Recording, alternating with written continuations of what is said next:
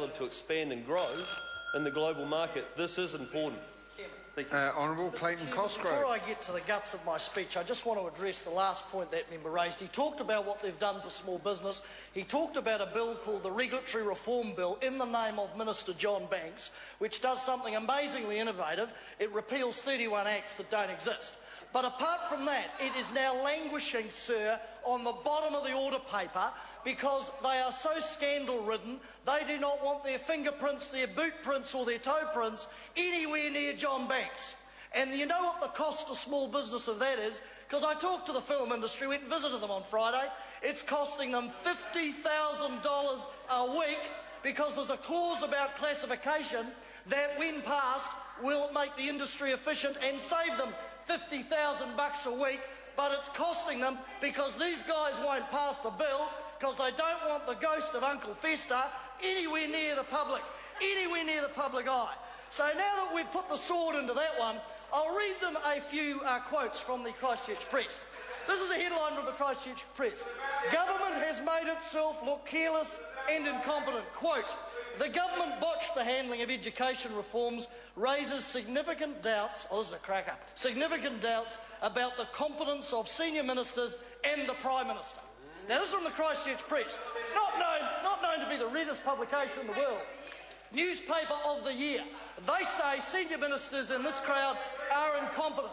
And what the education backdown shows us is that there is no blueprint, no plan, no strategy, poll-driven fruitcakes. They change their minds like Jerry goes from brunch, goes to lunch and goes to dinner. They change their minds like they change socks. No plan, ad hoc, no blueprint, no strategy. They change their minds every day based on a poll result. I'll read them another great headline here from last weekend's Sunday Times. Keys government losing charm offensive. They say this, the proposed increase in class sizes was a minor matter, a stupid idea invented by Treasury and swallowed by sleepy politicians. I think they were talking about Nicky Wagner, actually. Sleepy politicians.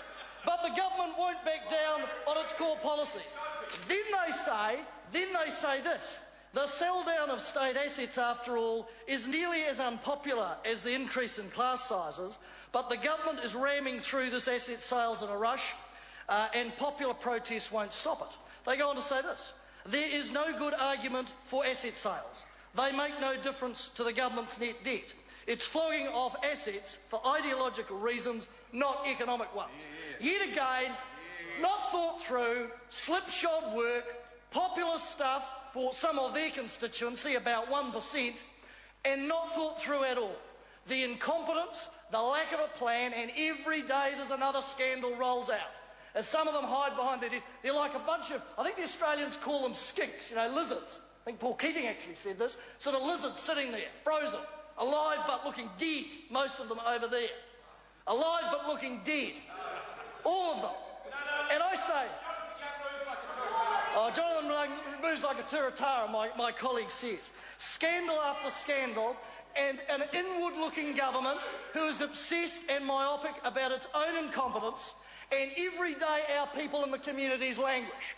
87,000 young people on the scrap heap, and they're proud of it. People in Christchurch who have had a glacial pace to the recovery in that earthquake disaster.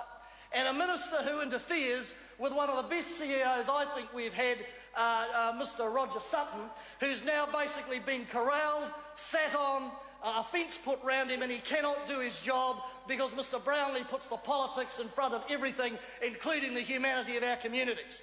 But they are inward-looking. They have third-termitis in the second term.